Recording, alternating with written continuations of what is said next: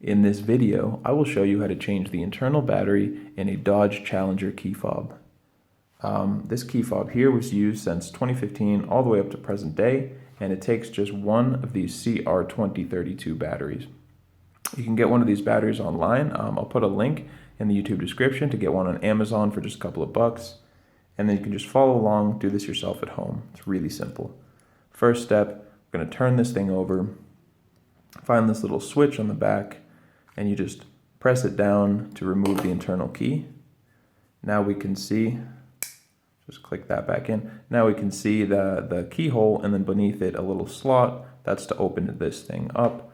We're going to put a flathead screwdriver into that slot beneath the keyhole and just gently twist, and you will feel the two halves start to come apart. You see that opening there?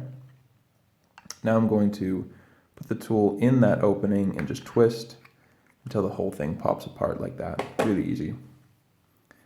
From here, we can just come in on the side with our flathead screwdriver and kind of get under the battery and lift. Yep, it's gonna pop right out. If I can just pick this up. Okay, now that it pops out, we have our CR2032. Take a new one, make sure the positive side goes face down, just like this. Oops, put that down for a second.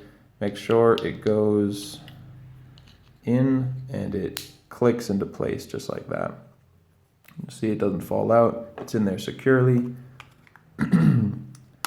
Now we just click the two halves of the key fob back together and we are good to go. If you found this video helpful, feel free to give us a like or give us a comment. And for more information on changing the batteries for any of your key fobs for any make or model, check out the rest of the videos on our YouTube channel or visit fobbattery.com.